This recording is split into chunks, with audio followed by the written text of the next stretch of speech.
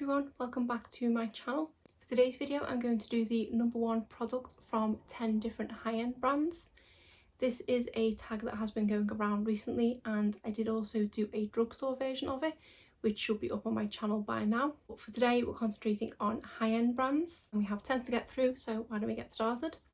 The first brand that I want to talk about is Urban Decay, and for that I chose the original Naked palette.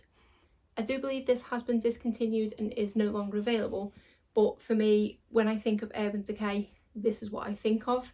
This is just such a great palette and has been a great palette for the years that I've now owned it. It does make me laugh slightly that on the back it says to only have it open for 6 months.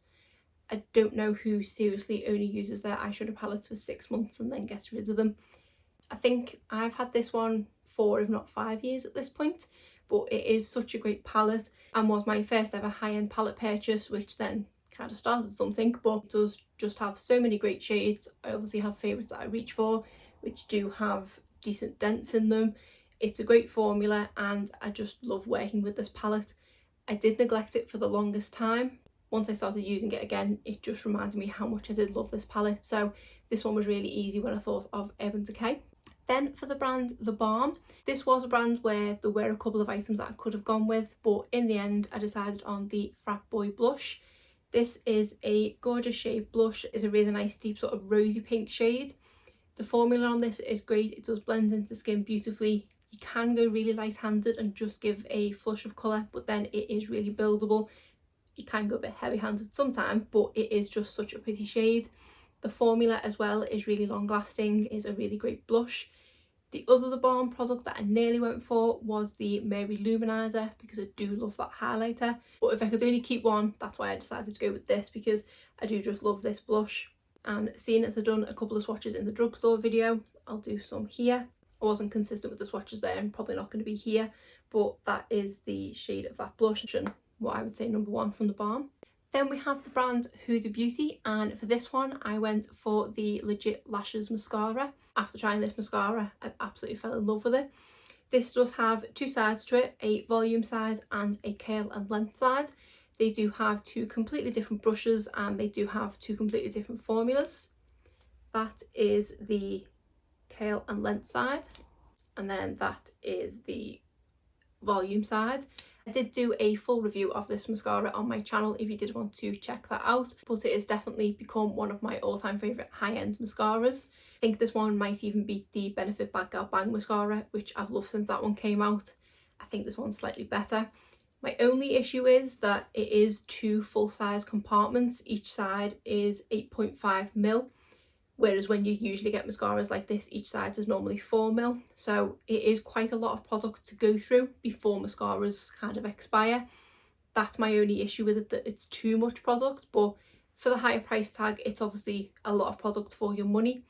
I would kind of like if she did bring out each side individually in possibly mini form, or even just a mini of this, because it is such a great mascara. So I think I'm just going to struggle to get through it all before it expires, but I would highly recommend this. And then speaking of Benefit, hands down my favourite product is the Benefit Goof Proof Brow Pencil.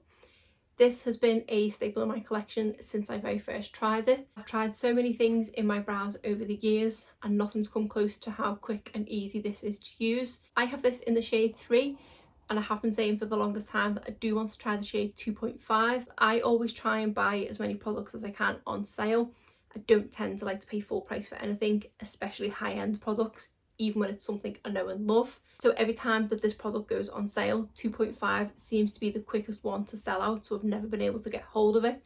3 is a good shade for me, I just can't go too heavy-handed with it, whereas I think 2.5 might be a bit more workable for me. I could go heavy-handed or light-handed, whereas this to sort of go medium-handed, as it were. I've been using it for that long that I do know the amount of pressure to apply without even thinking about it, but I do definitely want to try 2.5. But for me, without a shadow of a doubt, this is my number one product from Benefit. Then for the brand Dose of Colours, I'm pretty sure these are classed as high-end, but my number one product from them is their lip liner. This is in the shade Truffle, and I did get this as part of a 4-piece set which had a lip gloss, a velvet lip mousse and a liquid lipstick. It is only lip products from this brand that I have tried, so it's not a big massive product that I have tried from them, but their lip liner is definitely the best product I've tried from them, and it may even be the best lip liner I've tried. I've not been into lip liners that long, so I don't have a load of them in my collection, but I have tried a few as of late and say this is definitely my favourite. I think one of the things that makes it that way is that it's a twist up one, and for me, if I don't have to sharpen something, more the better. But this is such a gorgeous shade.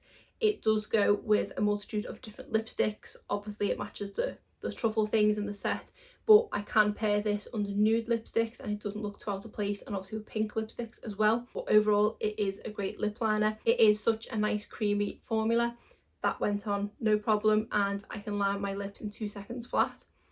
The reason why I've not been into lip liners until recently is generally I'm quite lazy with things, and lip liners seemed like a step that I didn't need. But then because I kind of got into lip gloss a bit more recently, I felt like I needed to pair them with lip liners and say this is the best one that I've tried. It is also really effortless to fill in your lips with this too. It doesn't drag on your lips at all because it is nice and creamy, but not so creamy that it doesn't stick around. It does stay in place for a decent amount of time as well, and I highly recommend this and say this is definitely my #1 product from Dose of Colours. Next we have the brand Charlotte Tilbury. Another brand that I haven't tried a ton of products from, and for me my favourite product is probably this lipstick. This is one of their Pillow Talk lipsticks, and specifically the Pillow Talk Medium. It is what I have on my lips now, so I won't do a swatch on my hand, but it is such a gorgeous deep shade.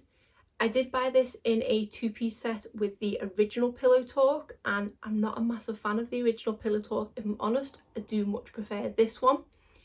I feel like even though they are both the Matte Revolution formula, the formula of the original Pillow Talk is ever so slightly more dry than this one, because this one to me is much more creamy.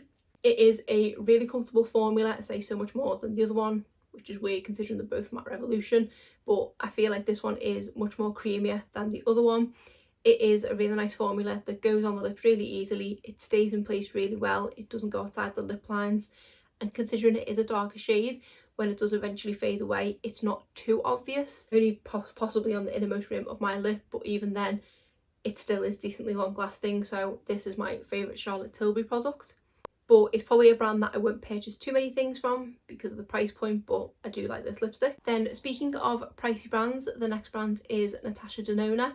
For this one, I've technically only tried 2 products from the brand, so I can still pick a #1 product because I've tried more than one, but just to kind of take what I'm saying with a pinch of salt, because I don't have much to compare it to within the brand because I have only tried 2 products. So the product that I'm classing as #1 is the Mini Blush and Glow palette. Only other product that I've tried from the brand is one of the mini eyeshadow palettes, which is great quality, but I feel like I love this one that little bit more. So this does have a highlighter and a blush. Highlighter is called All Over Glow and the blush is called Golden Coral.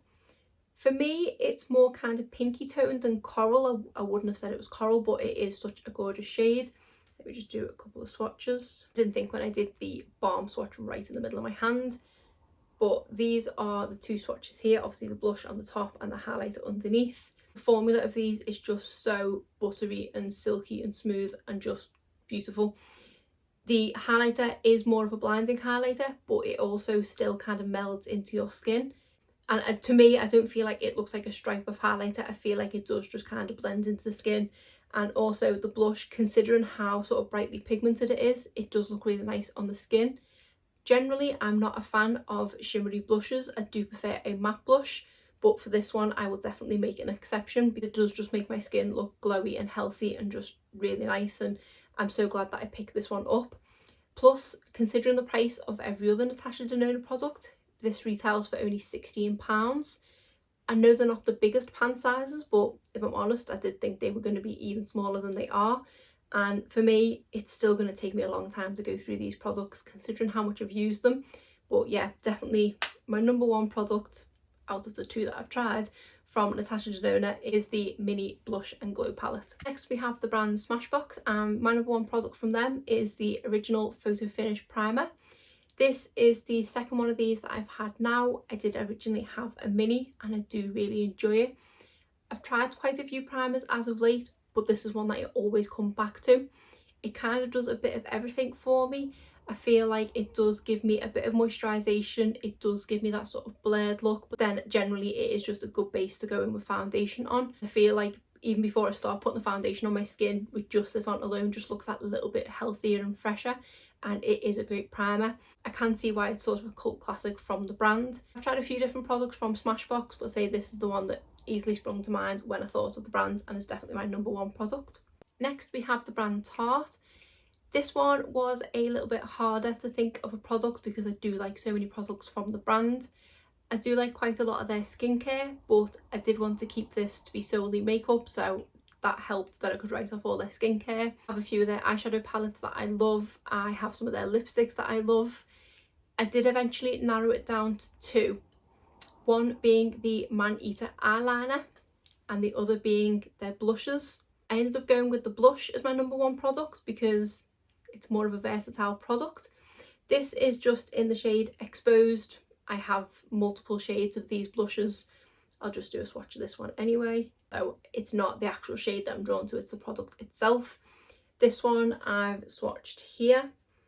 I did have to go over that a few times because compared to the Natasha Denona and the Balm, this one isn't as pigmented. Probably not the best shade to bring over because this is one of the more subtle ones that I own, but it is there at the bottom. I do absolutely love this formula, and a lot of the times I do just pick up the minis. I do have one full size, but the minis last me long enough that I don't need to get the full sizes, and more often than not they do include the minis in a lot of their gift sets. But it is just a great blush formula. This is one of my more everyday shades. It is buildable. From what you can see there, it does go on a lot lighter initially, but it is just a great formula. This is a blush that I can put on in the morning before going to work and come back and there's still some product left on my cheeks. It is really long lasting. They do claim to be 12-hour blushes and I can attest to that. They do stick around. This is a product that I also always put on when I go to weddings because I know it'll keep the colour on my cheeks all day long. And I just highly recommend these, and these have been a favourite for a long time. And the final brand is Too Faced, and for this one I went with the Natural Nudes palette. This is probably the newest product in my collection from the brand. I've had a couple of different eyeshadow palettes from them and also some lip products, but I would say this is my number one product. I do own the original chocolate bar palette, which I didn't have the best of luck with. I've somehow still not decluttered it from my collection, even though it's not a favourite, and it has always put me off purchasing further eyeshadow palettes from the brand. But this one was on sale one day and it is definitely my aesthetic with the nude colours in there. So because it was, I think, nearly half price, I decided to pick it up and give it a go, and I haven't been disappointed. It's got every nude shade I could ever need. It's got all these gorgeous shimmers in here as well. The shimmers do have a couple of different formulas. Some of them are slightly more chunky than others, but I never have a problem working with them. They still do blend out nicely. All the matte shades blend beautifully, and I find this palette so much easier to work with than the chocolate bar. I just find this formula a lot smoother. Just generally, this is a great palette, and even though it is a nude palette, it definitely wasn't anything unique to my collection. I am so glad that I picked it up, and it did fast become the number one product that I have from Too Faced. So they are all my number one products from high-end brands. But I did really enjoy doing this because it was just really fun to kind of pull all the products out and crown a victor from each brand. But that is it for today's video. If you did enjoy it, please give it a thumbs up and subscribe if you're not already. Thanks.